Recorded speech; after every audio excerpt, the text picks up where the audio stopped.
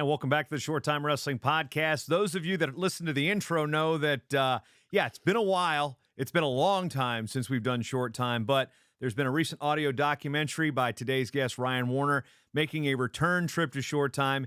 Today, we're going to talk about the Henry Cejudo Experiment, a 6-part podcast series released on WrestlingChangeMyLife.com. The man behind that, Ryan Warner, at WCML Podcast on the Twitters and such. And before we even start, I said this on Twitter. If you haven't read my Twitter or read what I said about it, this is the best wrestling audio documentary I've ever listened to. I've put my own together. I've listened to Ryan's other stuff. This one has a meaning. It caused me to tear up at the end of it. This is required listening. Ryan, well done. That's what I want to say first. Well done. Thank you so much. And Jason, coming from you, man, it means the world, because I still remember an inbox or a message you sent me on Twitter probably 4 years ago where it was complimentary, but it's like, hey, you need to upgrade a couple things, make it a little bit more professional. And so you've been instrumental throughout the podcast. And for you to say that, man, just means so much, because you know as well as anyone, the amount of work and time that goes into these audio docs as opposed to a standalone interview is crazy. So when it's well received, it's heartwarming, and it makes me so proud, man. So thank you very much. Yeah, we're gonna basically talk about how the sausage is made a little bit behind this. You've done shows on Blood Round, you've made some other appearances and such, and I've listened to those. But I'm curious on this because this is a craft that I also enjoy. I'm in the middle of a much delayed documentary that I've been working on for the Hall of Fame on Gray Simons, and just looking at my list. I actually sent you a list of like the initial interviews. I'm like, so for a 3-episode series, I've got to put together probably no less than 20 interviews, and who knows how much of those people are actually going to be in there anyway. When it comes to building a documentary series like this, and the Smiths was rapidly successful.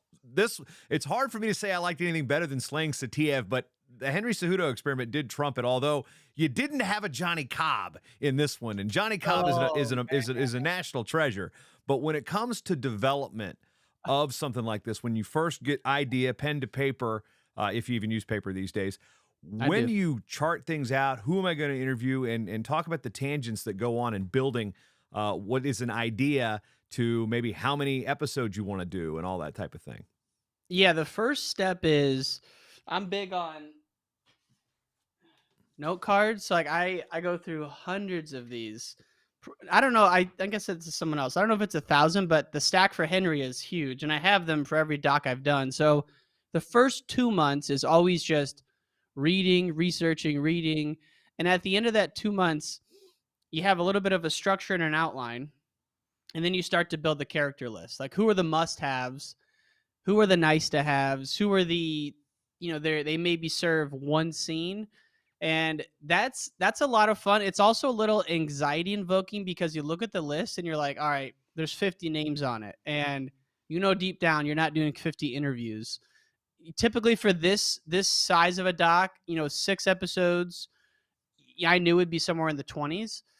But so you kind of make that list, and of course, not everyone gets back to you, and so so it's 2 months of research, build the character list, then do the first round of interviews, and after I've done the first round of interviews, which in this one was November and December, go back and listen to it all, and then you realize, hey, they mentioned this person, we got to go talk to him, or that I couldn't tell for Henry what was a bigger impact, losing to Franklin Gomez at Fila Cadets or losing to Nick Gallick. And he said Nick Gallick. And so then I had to go back and dig up some stories around that. So yeah, building that character list is a lot of fun because you're like, all right. So for example, on this one, Sergey was on it. And I was like, oh, I can't wait to talk to Sergey. We weren't able to schedule, but then Terry's on it and you're excited, but you're also nervous. Anytime you interview a Brands brother, it's very, very nerve wracking. But then you see KJ and you're like, oh, I just can't wait to go give KJ a big hug. And I can't wait. So yeah, it's building the character list is a crucial step. And then what I do once I have that initial list, I'll then kind of break it into each episode. Because what's unique about audio docs, that was our reminder for 9 o'clock. What's unique about audio docs as opposed to video docs is when you're watching a video doc like The Last Dance, someone's speaking, they put the speaker tag on the screen, right? So you see their name, you see their title, And it doesn't matter if you have 100 people in a film doc, because you just put that little pop up next to their name, who they are, and what their title is. With an audio doc, I really like to think about how many different people are we including in one episode. I try not to have more than a handful, because it's a little annoying for me to keep saying, and here's so and so, and here's so and so, but it's also a little confusing. So once you have that master character list, then I go, all right, episode one, who are my must-have talkers? Henry, Angel, his high school coach, maybe a competitor, and then I try to break it down by episode. And then if you see some themes like, hey, this person's in episode 5 and episode 1, we got to have him. Um, so I just try to kind of prioritize it down, because if this is my only job, I'd interview everyone. But it's also like you got to prioritize it and try and execute which ones are the most important. When developing the character list, because I was in Baku in 2007. So when a lot of the end of Henry's journey, I was there. I was not in Beijing, but I'm friends with Doc Bennett. I Yeah. covered Henry in Fargo. I watched him in Spencer Mango in the finals. And, he sit there. And what people remember in that year is Henry beat Spencer Mango, both Olympians in 2008. And when Henry threw him, and I think he got a 3 instead of a 5, and he did this whole like cross X thing, Spencer comes back and fives him. Hmm. And the match is not over yet. Henry eventually won the match, but it was like a little bit of that, that little wrestling instant karma. I remember that match. And again, little did I know when watching that match in Fargo that those are two future Olympians and, multiple world teamers and such. But in looking at Henry in 2007, I really got to meet Doc Bennett on that trip. We spent a lot of time in the Hotel Absheron in Baku, which in 2007, Baku was not a whole lot to write home about. Now, I went there for the World Cup in Greco last December. Holy crap, Baku was awesome. So the hotel we stayed at and all this stuff I learned about Doc Bennett, that's gone. They bulldozed it and built a new one. The Azerbaijan Wow. Grand Prix was on last week, and that was where the hotel is. So it's pretty crazy to go back. Here it is. I just was in Baku, and then I'm listening to your documentary going, yeah, but Doc Bennett, how quickly does Doc show up on your radar? Was he a surprise to you? What did you know about Doc Bennett before his name started getting mentioned?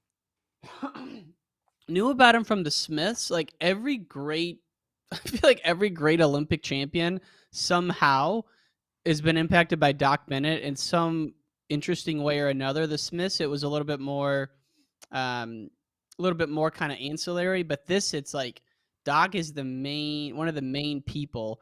And so when I read Henry's book and read it a couple times, but Doc's in there right away. So you knew Doc was going to be huge in this. And then when you go interview him and you interview Rich Bender and you interview Bill Zadek, you realize that the whole theme of an experiment was not just made up through Henry's book. It's real. Like it was, Doc had this idea. It had never been done before. He wanted to bring someone out. And so that was I was probably the most nervous for that Doc Bennett interview, because everyone knows how important and influential he is. And he definitely has his opinions on a lot of things. And I was just hoping that he would be open to this, because when you call someone and say, hey, I'm doing an audio documentary, they're like, what are you talking about? What is that? And Doc is someone who's done, probably hundreds of professional interviews with a camera, with a light. So when I show up with, super professional audio equipment, but my video equipment's not up to speed for this because I'm just traveling light. I was hoping he would think I was legit, and it was great, man. We spent 2 hours together, and he actually, ironically, was vacationing in Phoenix this past December and November. And so when I went to see Henry in Phoenix, Doc was already down there.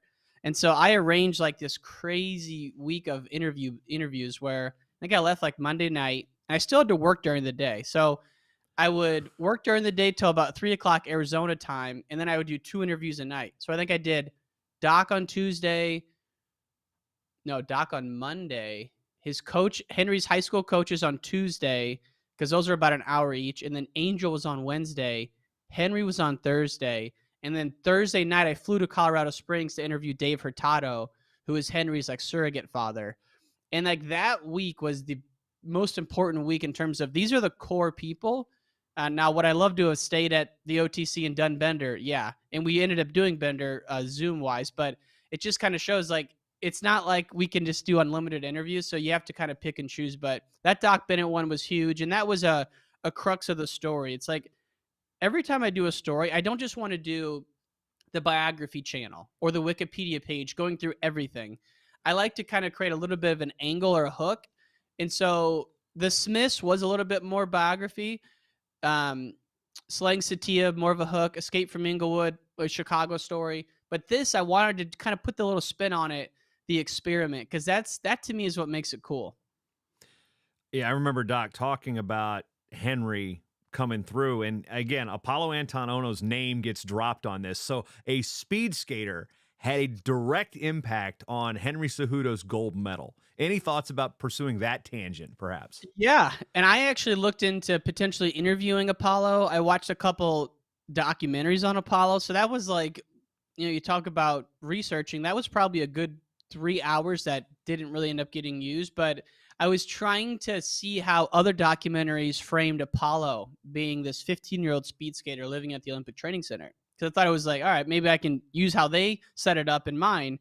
And so, like I said, almost didn't reach out, but thought about interviewing Apollo. But basically, for folks who don't know what we're talking about, Apollo Ono was this phenom speed skater, moved to the OTC young, but then had like a falling out, and he ended up coming back and was an Olympic champion. But it was like a little bit of a cautionary tale, like, hey, you can't just bring these young kids out here because some will just wig out, and that happened to Apollo, and he ended up coming back. And as you see through the Cejudo doc, it happened to Henry a couple times. Like, these are young people, and when you put young people in a professional setting, something can happen, and there's a lot of people who didn't make it that we don't hear about. But Apollo was a great, just little gem.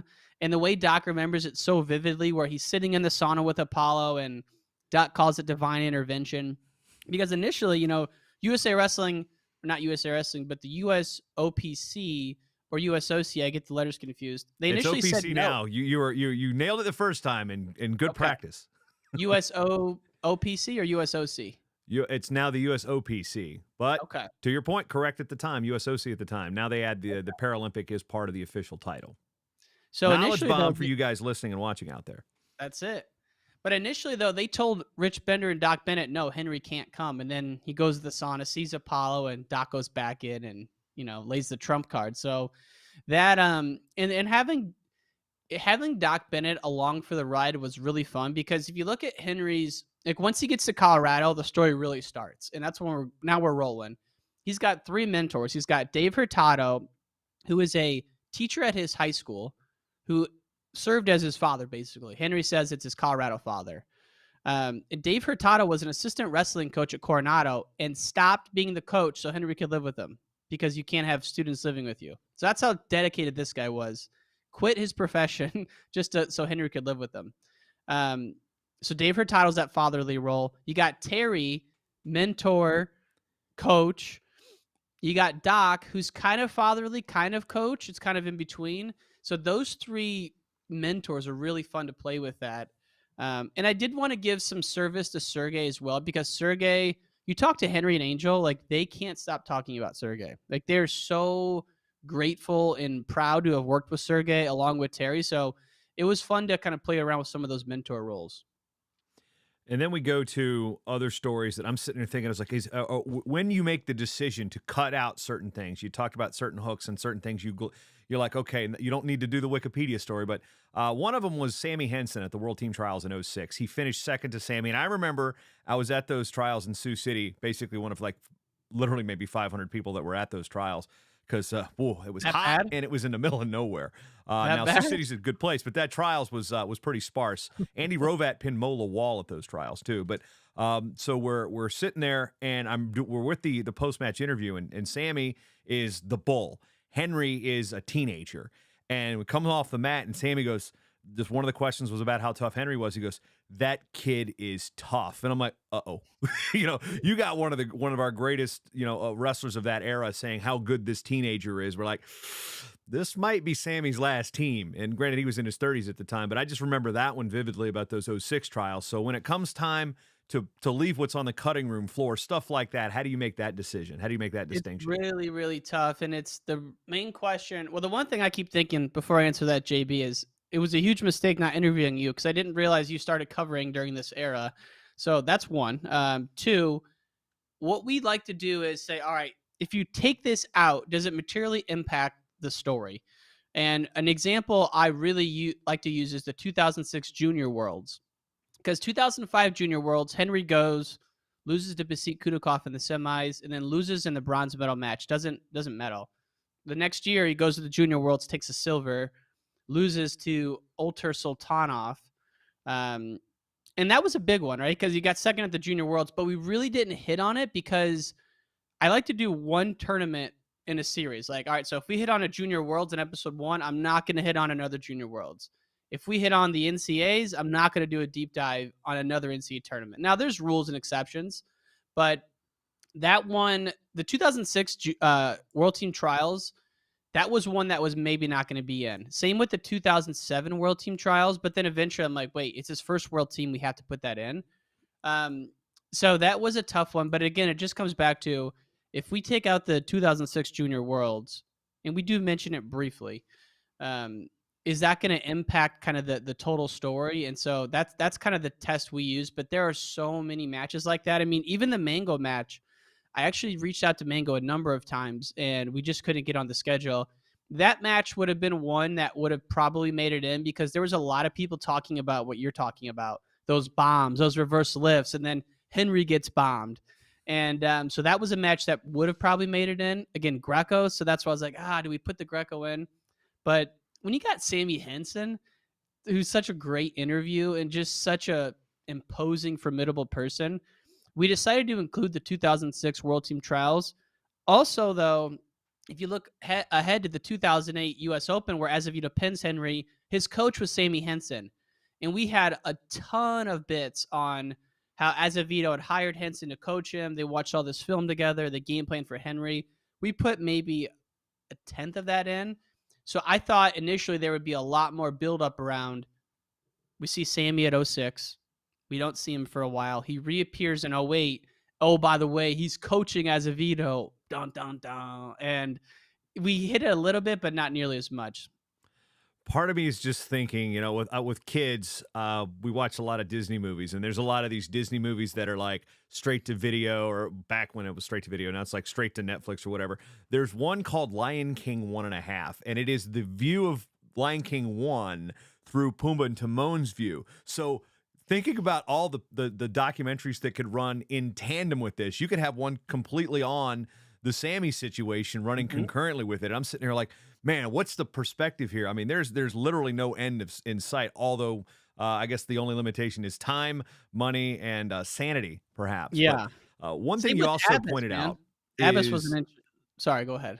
So one thing you also pointed out was sticking with the tournament. When you build these, this is a wrestling listenership. And I remember when I was building my Rocked Up series for Little Rock, I wanted to make sure it was also simple enough so people were discovering this that weren't wrestling people, that got confused by, my wife, for example, freestyle, folk style, Greco. It's like, what are you watching today? Okay, watching the U.S. Open. Is that freestyle? The styles. We're a sport with so much nuance. How much of that went into keeping it simple, stupid, for example, the keep it simple, stupid theory of saying, okay, we don't want to throw too much at the non-wrestling fan who may be discovering this. Exactly. And that's two things on that. One is, whenever I'm doing one of these, I like to tell people I'm explaining the story as if I'm explaining it to my grandmother or someone who knows nothing. But it's a fine balance, because if you're too high level, you're not giving the wrestling junkies enough, right? So a rule that Raleigh Peterkin, my creative partner who works with me on these, I love his rule on this. He's like, we're not going to mention freestyle and folk style. Like, just leave it out of the script, leave it out of the vernacular. And it worked out great, because in the end, it doesn't really matter. Like, it's just a wrestling match. And I kind of relate it to, there was this documentary that came out called The Redeem Team on the 2008 Olympic basketball run. And I'm like, wow, this is perfect. I love documentaries on the same event. It was on the Beijing Games, so I was all over it, watched it. And they mention in this document, they do two things that I didn't do. They focused on the qualification for the Olympics, which I almost focused on that, because Henry not placing in 07, he had to qualify the weight, and that was kind of a big deal. So that was a thread we almost put in, but it was almost like, wait, you got to qualify for the Olympics? Like, we just left it out. Whereas that Redeem Team documentary, they put it in. And then the other thing they did was they really focused on the difference in rules between Olympic basketball and NBA. I thought it was interesting, but a lot of people, when you read the reviews, it was kind of like over the top. So yeah, Raleigh had this rule: we're not going to mention freestyle, we're not going to mention folk style. Um, and then the other really interesting thing at the time was, as you know, the worst rules of all time were in place. And so the best of three, the clinch, the ball grab, we kind of skated over that, but that was another area where we could have got lost in the rat hole. That also could have been another. I mean, the feel of the UWW Yeah. situation could be another worthy documentary looking at that. I now as a broadcaster, I stayed away from the term ball grab, Yeah. like the plague. So Yeah. ball draw. So when Yeah. it comes to certain things, well, bad enough wrestling gets from outside perspectives. Oh, the ball grab. Yeah, High that's crotch didn't work, going for the ball grab. yeah, snatch single, other things like that. Now, Raleigh's been on the show before. I've known Raleigh since he was before he even went to Blair. Again, another kid that I first discovered wrestling in Fargo. And how does he come on your radar? He's been involved with a number of these so far, Yeah. and in terms of he's got a mind for wrestling and knows his history. But how does y'all's relationship really foster blossom here? It's such a just stroke of luck and good fortune. I always say Raleigh's like one of the only people I know who has the knowledge to do this job. And what I mean is he is obsessed with reading and writing everything there is to know on like how to write books, how to tell stories, how to write screenplays. And I've read a lot of those same books too, because there is an art and a structure to a film, a TV show, a documentary, whether it's 20 minutes or 10 hours. If you follow a structure, it can really help tie this together. And so he had read a lot of those same books, and I'm happy to talk about him. But so he had this like, it's a really kind of like nerdy storytelling interest, and he had that, but he also has the wrestling. And the first time we ever worked together was I had him on the show, and I sent him an episode of The Smiths, and I think it was episode 1 or 2, and I was expecting him just to say, "Hey, this is great," but he gave a lot of like really abrupt feedback, and it hurt my ego and my pride for a long time, for like a couple hours. And I almost got pissed off. And then I'm like, wait, this is what I need. Like, and so it's very rare to find someone who will actually listen to the work and give, well, one, actually listen to it, and then two, have enough confidence to give you constructive feedback. And so ever since then, we started working together, worked together through the very tail end of the Smiths. And then with Escape from Inglewood and Slaying Sativa, that one, I wrote the entire script. And then the first time he was involved, I just sent him the rough cut of the audio, and then we'd make changes from there. But making changes in the audio versus the script is a lot harder. And I'll never forget, like, Slaying Sativa. I sent him episode 1, and he did not enjoy a couple parts of it. And I was at a rock climbing class with my fiance at the time. I looked at my phone, saw his feedback, wrecked me for the next 5 hours, and I couldn't even sleep that night and had to go back and fix it. So for the Henry Cejudo doc, we agreed, let's start working together as soon as we can. And so we were definitely in touch August through the interviews. But we really got into the swing of thing, talking every single day once the script came together. And what I mean by the script is, when I did the interviews, we have 25 interviews, anywhere from an hour to a couple hours. I take all those, transcribe them to a Word doc, and then you go through there and say, all right, Henry's talking about this 8th grade tournament, tag that to childhood. And basically I tag all these bits, hundreds and hundreds of bits, to the scene and to the episode. And then you kind of eventually put them into the script. And so Raleigh, the first time I worked with Raleigh really in earnest on this one is when I sent him the first script. And then I get that nervous feeling of what's he going to think, because the first time you share an idea that's been in your head basically only for 6-7 months, you get really nervous to see what other people think, and you doubt if you're on the right track or not. So Raleigh and I started working together probably like January. We work together all the time, but like literally every day, hundreds of voice messages a day, probably January on. And we really worked on the script. The script was refined from January. We were still updating it the week after NCAA's, actually, because the DC interview was the week after NCAA's. And that interview was just unbelievable. And it was short, but it hit on so many episodes. So we had to go back and rework that in. And so the script was done probably 7 days after NCAA's, and then the editing is a lot faster once everything's worked out. So that's kind of how that relationship spans. So when previous episode you've talked about, script writing and learning and understanding how to put a story together and, how Hmm. much of uh, you know it's kind of hard where I struggle with some of these things. It's like, okay, I've got this. Do you tailor the script for your interview? Or do you write the script based on what it had? I mean, you've got your framework, your note cards and stuff, but as far as the generation of a script, one thing, and I'm writing down notes because there's stuff that I'm going to learn based Yeah. on how you do these things that I think I can do better with some of the stuff I'm working on with Etched in Stone. So I'm just curious about, the script. That's something that seems to be overlooked in a lot of these podcast series and stuff, where some they're overly produced, like Serial and things of Hmm. that nature. And then you've got the 30 by 30s, which are usually just one offs and such. So the script development, it might be a little, again, inside baseball for some people, Yeah. but the time it takes for that. How much have you evolved from documentary one to now the Henry Cejudo Experiment? The first two Gable ones, I don't even want to go back and listen to because I was doing those just off the cuff, literally no structure. And when I say structure, I follow the three act structure. So Act One is about 25% of it.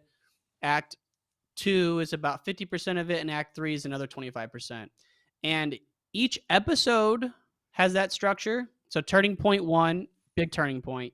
Turning point three leads us into the climax. So any episode has the three act structure, and then the overall story has the three act structure. So for Henry, for example, the first big turning point is when he moves to Colorado. And that's right at the beginning of episode two. So episode one is all act one, setting things up. Big turning point. Henry leaves home, moves to Colorado. Now we're rolling. Now we're in act two. And then the other big turning point is when Henry makes the Olympic team. And now act three all takes place in Beijing, right? So act one is in Arizona. Act two is in Colorado. Act three is in Beijing. And those were the big turning points for the overall structure. And then within each episode, there's that structure. And so that's the most important part, though, is the structure. And that was basically all of October. So I researched August, September. October was building out the turning points, building out the structure, building out the A line, the B line, the C line, because I really would think it'd be almost impossible to do the interviews without knowing the structure.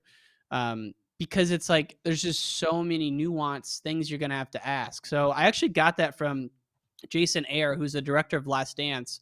When he first got the call from Mike Tolan, the executive producer, and say, "Hey, I want you to direct this," Jason Ayer locked himself in his apartment and read literally every book on Michael Jordan and the Bulls for about a month. And then he came out with this 10-sheet outline. And that was kind of the basis for it. Now, of course, you move things around and you move things here or there, but you got to have that outline because otherwise you don't know where you're going in the interviews. And so I always try to do it's the structure doc, and it's really annoying to write, but it's like episode one, turning point one, episode two, turning point one. And for example, like episode one, the turning point is when Henry joins wrestling. That's a major turning point and his life changes, right? Before that, he's just this lost kid who's a little bit of a criminal, a little bit of a ruffian, joins wrestling, boom. The other big turning point in episode one was when Henry went to Fargo for the first time. Because then it's like, all right, he's not just in Arizona. Now he's jumping levels to the next scene. And there's a great book. I reread it every single time. Where is it? Multiple times. It's the there it is, The Writer's Journey. And it really breaks down this notion of the hero's journey is something Joseph Campbell came up with, which is very influential on the Star Wars movies. Joseph Campbell's book is called A Hero of a Thousand Faces. It's very difficult to read, and I don't see the same applicability of it as the writer's journey. This guy took Joseph Campbell, and the author is something Vogler. He used to work for Disney, and he found Joseph Campbell's work, read it, and then made it into kind of plain text and said, "Hey, this is how Disney should be creating our stories." There's this archetype of the hero, right? And the hero always goes on this journey, and this is how it should look. And so I try to follow that every time, but that's all done before the interviews. And then you get into the interviews, and you may realize, like for example, this one, I thought the Kale trip when Henry went to see Kale, I thought that happened when Henry was kind of younger and had some girlfriend problems and disappeared, but it actually happened right before the Olympic trials. So we had to move that a little bit. Um, but it does help to have the structure done well before the interviews. What about when you get something that throws you for a complete curveball and takes your script and throw it? And now, granted, I don't have a script yet in terms of how I'm doing the Gray Simon stuff. Now, granted, the Etched in Stone is in eras. It's Yeah. beginning, middle, and end. So it's basically kind of a chronological storytelling of these wrestling greats. But I was doing an interview with Chris Edmond, who was Gray Simon's national champion at the University of Tennessee, and he got into a subject that I had no idea about. And I'm not going to pull the curtain up because I haven't released that series yet. But I'm just like, okay, this is taking this era, and this will Yeah. be Act Two to put it in your terms here. Probably should put it in my terms too. And I'm like, this is a story that needs to be fleshed out a lot more than just like this guy was the only national champ he had at Tennessee. There is a personal story there that I had no idea about, and I've known Coach since I was 18 years old. So when you get something like that, how do you readjust the entire script? Because that could play a role in just blowing Yeah. everything out from the back end on, right? It definitely could, and that's one of the things where you really get excited about because 9 times out of 10 I go into an interview for a doc, not for the podcast, but for a doc, and I pretty much know I always feel like I know exactly what I want them to say. If I can just get them to say it, this will be a great interview because I've done so much research. I know exactly what I want them to say. I can even envision them saying it in my mind. I just need to ask the right questions and stay out of the way so that they'll say it. But when you go into an interview, and Angel Cejudo said this, it was when before Henry goes AWOL in the Sunkissed Kids tournament in '06, when Terry kicks him out. That summer, Henry had disappeared as well. And I had never heard that story before. And Angel's like, yeah, Henry disappeared. I had to drive down to Arizona to get him and bring him back. So that was a moment where I'm like, all right, this is going to be big because no one's ever heard this story before. Because Flo did the great piece on the Henry and Terry saga. And the focus of that is when Henry gets kicked out by Terry. But when Angel dropped that bomb, I'm like, all right, it's exciting. It's not as much anxiety inducing because the structure's already there and you just have to move some things around.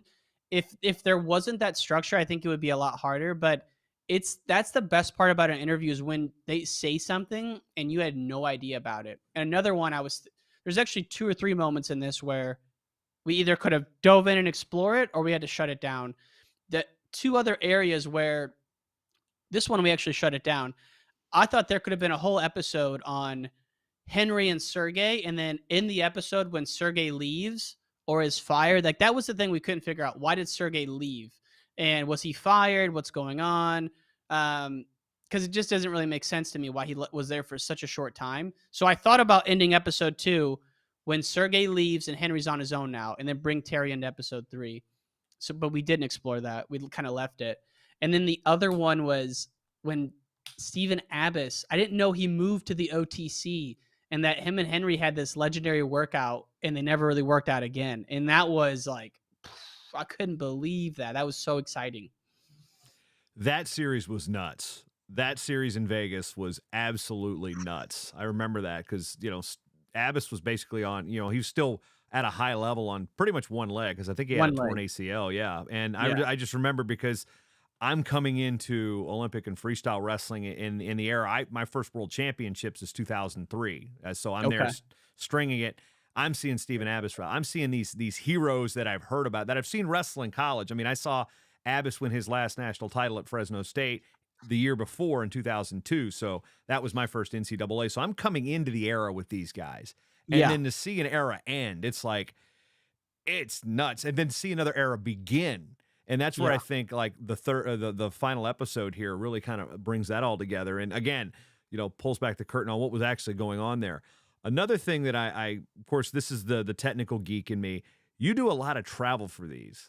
And Mhm. obviously, you have the benefit of that with the way your job and situation is right now. You don't have the kids yet to, Serious. but in terms of the time it takes, you could do some of these. You've done some of them over Zoom and such, but why is it so important for you to go face to face when getting these interviews? Well, number one is the audio quality. The I've invested in The Smith series is where I really stepped up my game. But I have what I think is the same mic that all these professional film people use when they do in-person interviews. So number one is the audio quality. Well, which Like is when it? you, Because I'm sitting there again. I'm taking notes. We're sharing I info use here. it's the Sennheiser MK416 Ah, boom yes. mic. MKH. Let me look, make sure it's the right one. Because I've Um, got a bucket of Sennheiser mics behind me. So they yeah, have the it's long stemmed interview mic that I use a lot too. That's really good. I'll send you all of it. But I for any interview I do a dual mic setup. I do the big boom mic, which Hmm. is if that works, that's all we're using. And then I also use Sennheiser lav mics in case something happens as a backup. So the in-person audio quality is just crucial, and it's really stunning when you're in the editing software and you have the Kindle cross clip or what any of the Zoom interviews. Kindle was Zoom, and then you listen to it next to like the in-person one, and then after we do the in-person one, I clean it and have it treated, so it's really should sound really nice. So that's one, and then the second thing is, like you said, I'm in sales. There's this old mantra in sales that you learn more walking to the meeting with the client from the lobby to the boardroom than you do in the boardroom, right? And you don't get that on Zoom, right? You get on the Zoom, you get on, get off. But when you're walking to a meeting with a client and maybe you stop to grab a coffee and maybe they walk by someone's office, they're like, oh, so and so, like I said, you just learn so much outside of the interview. And so to me, when I do these in person, a little bit of it, it's I want the main subject. I want Henry to be getting calls all week. Hey, this freaking dude Ryan Warner was just in my living room, and he's like, "What?" And then I kind of want a groundswell to pick up and let him know, "Hey, I'm dedicated." So I'd say it's audio quality. It's you get a lot more out of the interview in person, and then three, it's a little bit of a groundswell to let the main subject know that I'm legit, because I feel like one of the biggest hurdles is audio docs are niche. It doesn't really make sense to people conceptually until they hear it, and so I'm just trying to build up some credibility along the way. And I'd be lying if I said I didn't love it though. Like I love the interviews. It's a nice breakup because the first third of it, it's all in my office by myself, researching, researching, researching. The interviews, it's like, all right, now it's real. Like if I mess this up, it's pressure's on. Like you can't. You, usually I did two interviews with Henry. I did three with John Smith, but everyone else it's just one, right? So if you mess it up by there's a number of ways you could mess it up. Interrupting the whole time or making like sounds the whole like just the interviewer should be dead silent except for like a simple 5-word question every 5 minutes. I don't want to hear anything out of me. And then another way to mess it up is if the room is too loud. So there's just so many factors at play to get a good interview. And that part of it is something I really love. And then by the time I'm done with the interviews, that's about 2 months. Then I'm back to the lab by myself. So it's a good breakup of the overall process.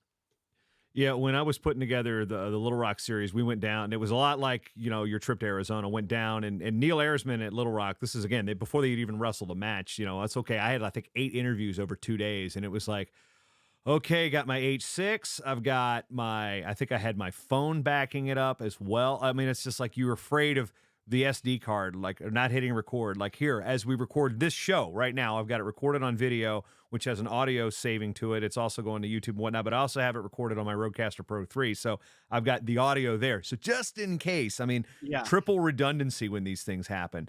Another thing I've also wondering is, the lav mic stuff. Do you prefer the boom over the lav? Because I just picked up those. I've got those Rode Wireless Go's that I have lavs for. Still, basically, my proving ground for these things is Fargo, because I used the boom on top of my camera last year, and doing video things that I really haven't done. So learning on the fly. From a technology standpoint, how much do you have to basically weigh? Okay, do I need this extra $500-$600 on this piece of equipment, or is it good? Is good working, or is it good enough? How do you make I that would distinction when say it comes to gear? I would say the gear, luckily, I bought a lot of the gear before I got married. So I had some disposable income. And but the gear I would say has been as professional as it needs to be and is totally baked out. And I'd say it's probably been that way since the Smiths. Like the Smiths was really eye-opening. Like I think the first interview I did with Leroy, July of 2020, I think I only had the one boom mic and I had the handheld mics like this one here. And then I'm like, it's too awkward for someone to hold something the whole time. And also, the more they're holding something, the more they realize that they're in an interview. You almost want them to forget, because whenever I've done an interview with a lav, by the time the interview's over, I forget I'm wearing the lav, which it's not sneaky, but it's like you just don't want them in their head. You just want them to openly talk. And so the less they have to hold, the less they have to do, the better. So, I feel like my audio kit's really solid. The thing I need to do, and I've learned this from Ben Hada, who's one of the producers for Team Foxcatcher, a true TV professional, worked on, I think it's Lost for 20 some years.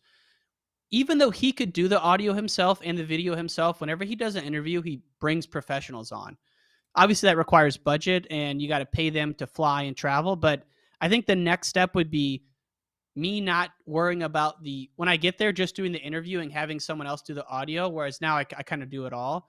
But yeah, I felt pretty good about the kit, and I just basically sucked it up and built it out right away, and then haven't had to change it much. The area where it's very overwhelming to me is the lights and the cameras. Like I did invest a good piece of coin on the cameras and lights, but it's just such a pain in the butt to travel with them to me. So I'm partial to the audio docs because I can do it by myself. I shoot out there. I have some equipment, but not a lot of equipment, and I can get it done basically one man show. Yeah, the interview with Blood Round, you were talking about the series you were working on that got interrupted by this and having Yeah. to travel around the world, and then your stuff being held up in customs. We experienced this last year when we were in Acapulco for the Pan Am Championships. Justin Hawk's photography equipment basically never left the airport. Seriously? So I know this doesn't have to do with the Henry Cejudo Experiment, but this goes along with the in-person stuff. So Yeah. tell me a little bit about that story, about having your stuff just hung up in customs and how that kind of cramps you, and what you have moving forward as a backup maybe that you carry versus packing. I had nothing. That was that was probably one of the lowest moments I can remember doing a story. So that documentary, I think I'm going to call it Goodbye Iran. So what to say, I don't know if that's the title, but that's the working title.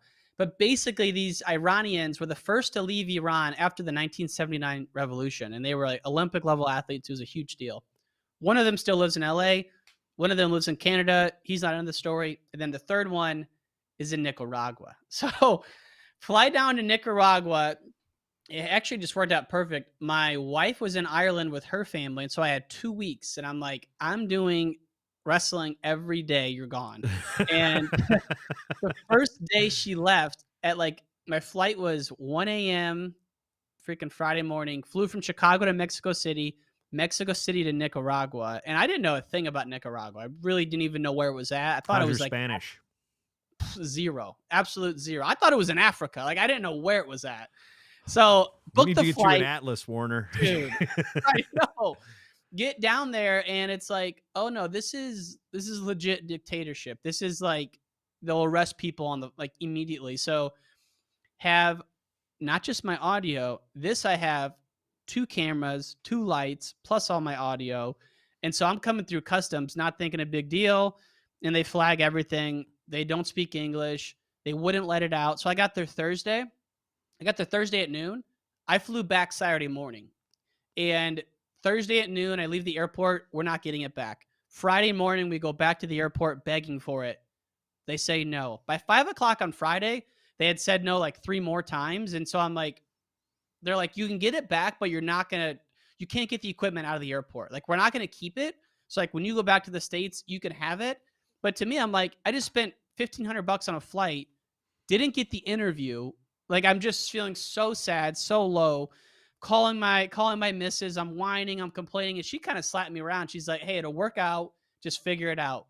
Finally, we get the airport to release the gear, and we did the interview like super late Friday night, and I flew back the next day. But you just feel so helpless when someone takes your stuff, and you just realize, God love America. I got back Saturday night. It was like 1 a.m, and I literally kissed the ground. I couldn't wait to be back. And it's a shame because Nicaragua is beautiful, but it's so poverty stricken, so just dictatorship. Like you just feel like it's just all eyes on you. So that was a documentary I had paused when we realized this was coming to fruition. So I'm going to be picking that up soon. But yeah, That was a journey, man, and, I had nothing. To answer your question, I had no backups. I had an iPhone, which would be fine, but then the audio is no good.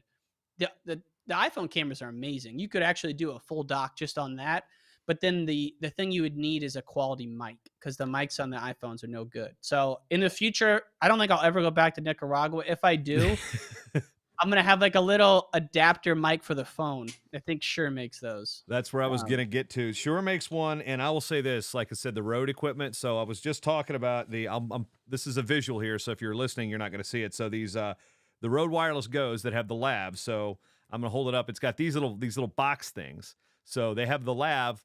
Well, there's also you can take the plug out of these into your iPhone, and there's the Rode software. So I've been playing around with that during Wrestling Shirt a Day in May. I'm gonna try. Basically, this month is also going to be my testing to shoot stuff with my phone. So nice. I will report back to you on how that stuff works because I usually always carry these in a pinch. Like I took them to Croatia for the Europeans, not expecting to do any interviews, but last year when I announced the Europeans, Ed Geezy was over there, and I'm like, you know what?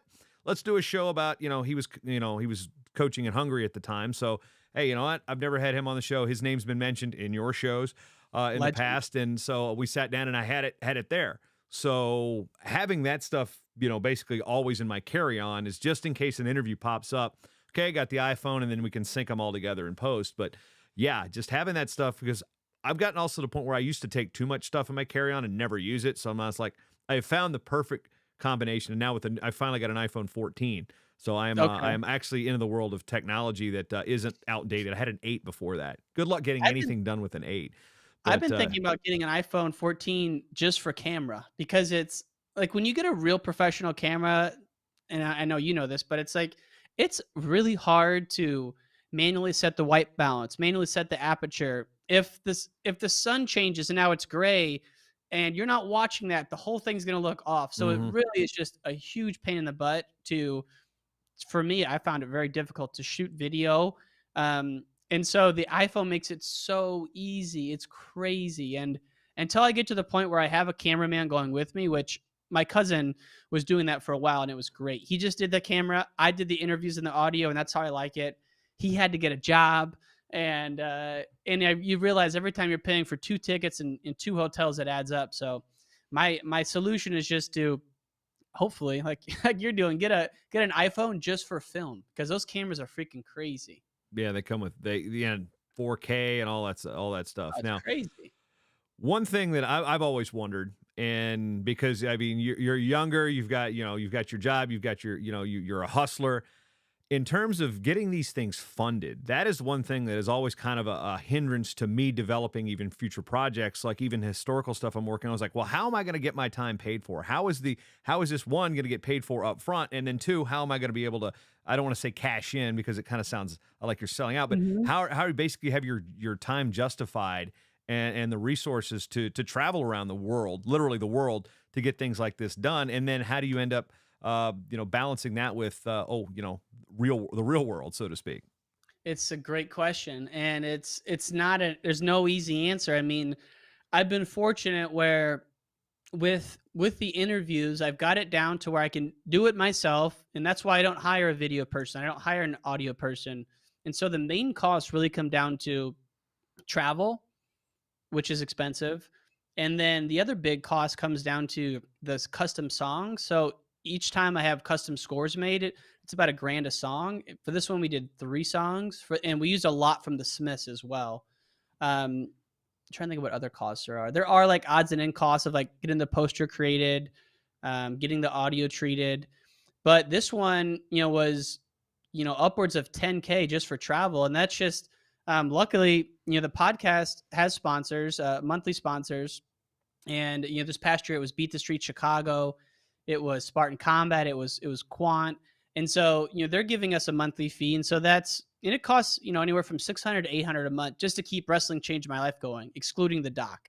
So there's no doubt that a tremendous amount of this is just out of pocket. There's no easier way to say that. Like I'm just paying for it myself. And in terms of the payoff, the way I see the payoff is twofold. One, you cannot put a price on the feeling of satisfaction after an 100%. interview.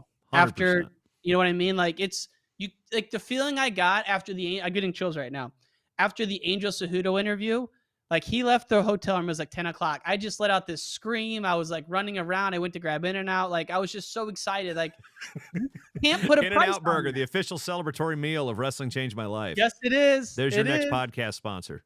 My brother does does our like the business expenses, and he was looking at the expenses. He's like, "How many times did you eat In-N-Out when you were in Arizona?" I'm like, "Basically every night." I But go to Des Moines, it's Iowa Tap Room. The that's it. flipping pork loin, the tenderloin, pork tenderloin sandwich they have there is phenomenal. Not just the So 100 beers they have on tap.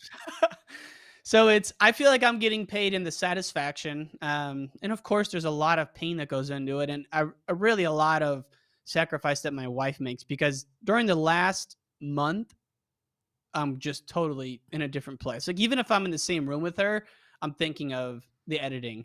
So the last month is editing. That's a lot, and then just before that, it's just a lot of work. The other How way long I'm you been getting married now? 6 months. So yeah, so you're still in that newlywed Yeah, phase. Soon six you're gonna months. get to. I will tell you this from my wife's perspective. Soon you're gonna get the conversation like, can you talk to me about something other than wrestling or podcasting? Right. Actual quote. Exactly. Actual quote. Probably more than not as much recently because I've kind of I've taken a little hiatus from a lot of the podcast recording, but Yeah. yeah, prepare for that moment and Exactly. yeah, power Yeah. forward. Power forward, and it's something where it's a team, right? And you have to be cognizant of it. And that was hard for me because I was, yeah, such a kind of just run and gun, do my own thing. Even in my sales job, the knock on me is that doesn't play well with others sometimes, and just kind of goes, and it can be a rogue wolf. So it's been a change, and something I've definitely had to learn to work a little bit more with. But the other thing I was going to say though is, my longtime goal, I would love to direct a 30 for 30 film doc. And so this is just like, I've had 5 years of practice on creating stories, doing interviews. And so that I kind of think of it that way as well. Just the long game of, hey, eventually I'm going to do an actual film doc, and I'll have 5 years of practice, 6 years of practice. And the other thing too is, I really look at the interview as like an art form. Like there's rules that should be followed during an interview. There's proper ways to prepare for an interview. And so when you do them in person, the stakes are just much higher. And I can't tell you how excited I get after an interview and how nervous I am before. And it's just like I feel bad for people who all day every day they don't have something they're nervous for, they're excited for. It's just flat, which is good if you don't want challenges, but I can't I just love it so much that it's just I feel like I'm getting paid just by the satisfaction of doing it. The degree of satisfaction, it really is immeasurable. I know when I left my newspaper job, and I left that because there was no degree of job satisfaction. Because when people, you say you work for a newspaper, this is a little personal anecdote to go along with what you're saying, Eris. Nobody opens up the newspaper and says, man, whoever designed pages B4 and B5 on deadline with a no-hitter in the Central Time Zone game did a great job under pressure. No. Oh, you work at a newspaper. What do you write? It's Right. okay, hey, great article. Yeah, that's like 1/10 of what I did at the newspaper. So definitely Right. feel you. And to your interview point, having done thousands of these over my career, yes. And here's one thing that is also a little tip. You probably already figured this out in the first 6 months you've been married. You now have someone to share that with that isn't social media, that isn't the rest of the world. You can actually share those victories in Mhm. house and have that degree of satisfaction also met with a degree of excitement from your significant other, which honestly balances you with this type of thing more than you can even really actually put a figure on. Because when you have that degree of support system with you, you don't need the public to tell you did a great job. When you have the only person that really matters is you and your wife right now. Right. Yes, the wrestling community matters and they're consuming it, but ultimately the biggest part of this is making sure you're not I've got to balance time and family. That's also a big reason why I haven't done a lot of stuff. It's like I'm spending more time. My kids are 10 and 6. So when time comes for kids, the balance of the work-life balance is something to definitely take in control. And I remember in my 20s at Intermat, man, I'm updating dual meets at 2 o'clock in the morning because Exactly. I need to get this Boise State, Portland State score up now before people wake up. So I get it. And I tell you what, when you will discover this, because last week or 2 weeks ago when I did the Chris Edmond interview, And I hung up the phone. I walked in. My wife was not on a call because she works here at home too. Walked in. I said, holy crap. And to be able to share that with somebody instead of running around your hotel room and going to In-N-Out Burger, there's nothing better than being able to share it with somebody who freaking loves you for you, not for your work. It is just that much of a personal yes. So Exactly. yeah, Especially you when so get to look much of forward for this, that. it's so weird when a lot of this now is like all virtual, right? Through Twitter and Instagram, or just looking at like numbers on SoundCloud or whatever. It's like, so to have it, yeah, to have someone with you is just immeasurable. What's next for Wrestling Changed My Life? Although I do see on the website you've got the bonus episodes starting to trickle out, which was one thing I was going to talk about, but you did this with the Smiths, full Mhm. bonus episodes, like full interviews and such. How many of these do you have, and then what's next? Go back to the Iran project, or Yeah. is it another series of interviews and such? So for the so for the bonus episodes released, me and Raleigh doing a recap today, me and then the Kendall interview, then I have the DC one going live as soon as we're done. That'll be it for the bonus episodes. The And then next week we're like back to normal, right? So next week we have just normal guests twice a week moving forward.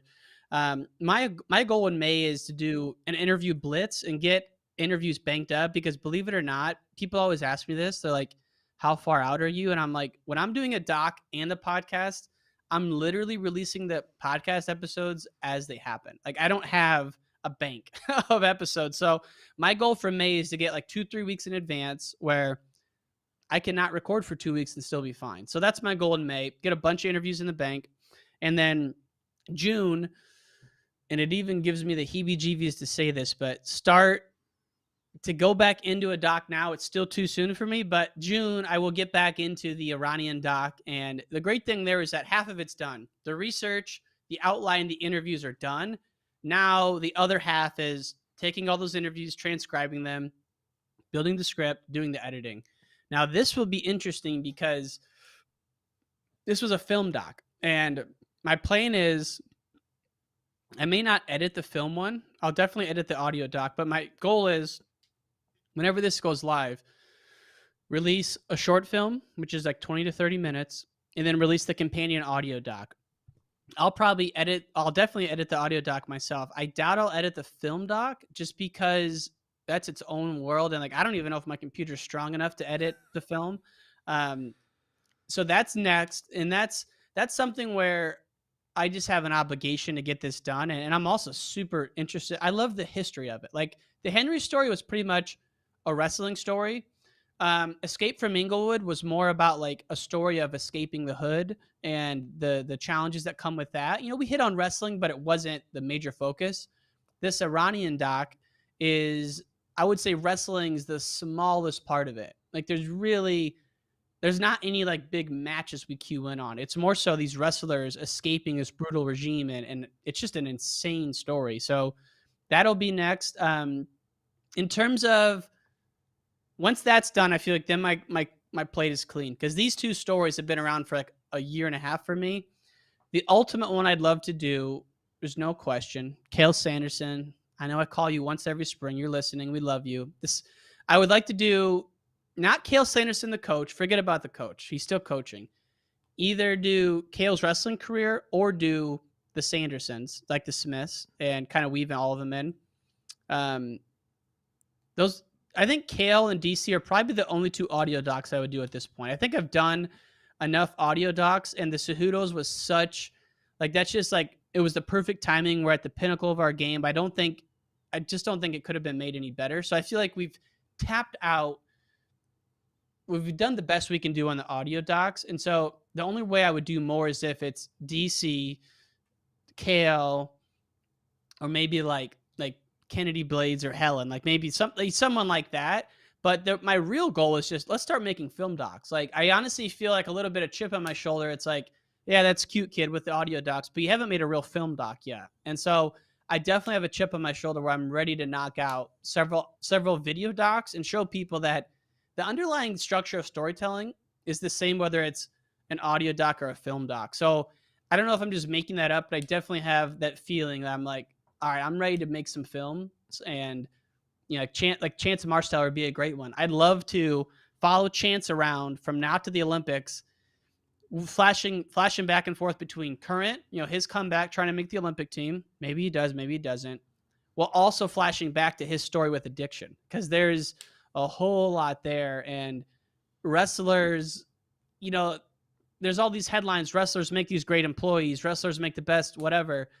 There's about 60% of wrestlers that are absolute knuckleheads who would be the worst employees, who were the worst students, who were absolute party animals, and who do struggle with a lot of addiction. So I think wrestling kind of like whitewashes ourselves, that it's just we're these really great people, but there's a lot of wrestlers who struggle with addiction and struggle with a lot of things, just like any sport. So the Chance story would be a nice way to tell that, because there's definitely been some addiction in my family. And so I think that would be a fun story. But the net is, let's start making films, and let's continue pushing that forward. I don't know. You think Sarah Koenig from Serial has a chip on her shoulder for only doing the biggest I audio know. documentary in the history of the world? Isn't that so stupid to think that? But I have thought about that many times, and I'm like, oh man. And I don't even think people mean to do this, but like when we posted the Cejudo doc was live, probably like 30 comments, all amazing. One of the 30 was like, is this film or audio? And I'm like, it's audio. And I just like, that just hurts me a little bit. I'm like, it's a podcast. It's a podcast and it's audio. So, but yeah, so the future is more documentaries, and I can't wait to get into it in whatever form it takes.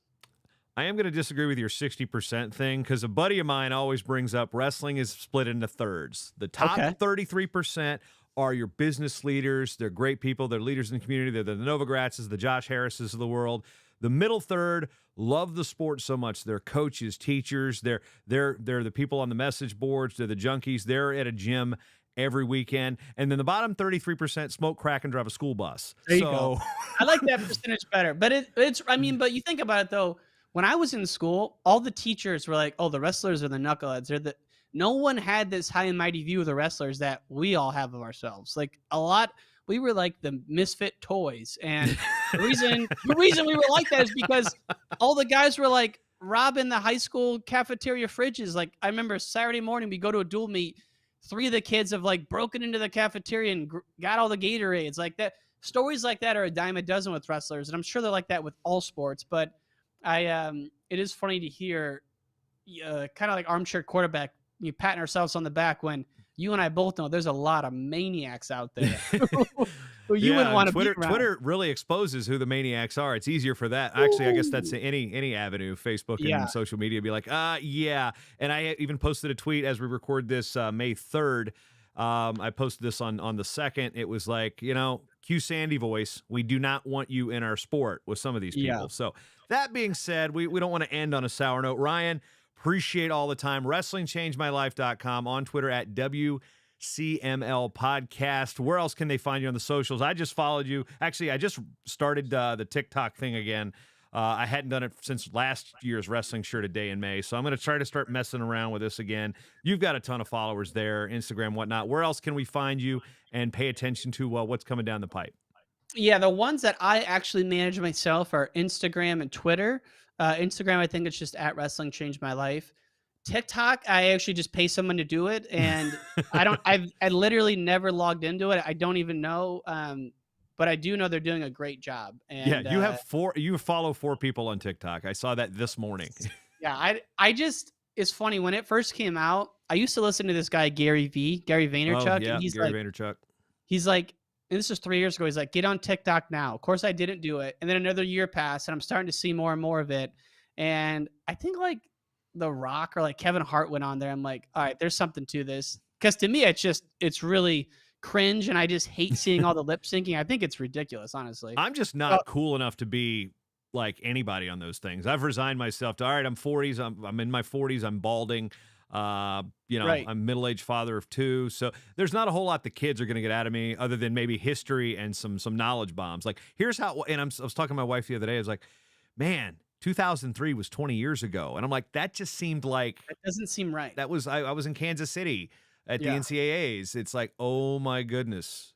Yeah. What happened? I mean, my daughter's going into 6th grade next year. I'm like, what? Wow. Oh my goodness. So, yeah. Yeah. But Don't be then in a hurry to grow up. Enjoy it while you got it. And Ryan, as always, fantastic work. Again, I'm not blowing smoke because I think this was fantastic. I'm thank you, glad that brother. I can hear it because everything I listen to, I pick up stuff. You're teaching me stuff. So hopefully I can integrate what you've done with some of these series into other things I'm working on, other projects, including with the Etched in Stone with the National Wrestling Hall of Fame. Best of luck. And you know what? Here's the time. I usually hold your stuff in the summertime to when I have to mow the grass on Sundays. So I can mow through a couple of them. Because some of them I see the name and I don't want to fall asleep listening to this one because I don't have to re-download it and listen to it again. I save a lot of my stuff for now. It's spring in the Midwest. We got to mow the lawn. So a lot of Saturday binging of Wrestling Changed My Life. Thank you so much, Jason. I can't say enough. You have been a mentor to me and to everyone in wrestling, and your support and just everything you've done for me and anyone else who's doing a podcast is just unspeakable, and we wouldn't be here without you. So thanks for having me on, and thanks for listening. It really means a lot, man. So really appreciate it. Again, Wrestling Changed My Life. Ryan Warner, the Henry Cejudo Experiment at WrestlingChangeMyLife.com. Thanks for listening. Take care.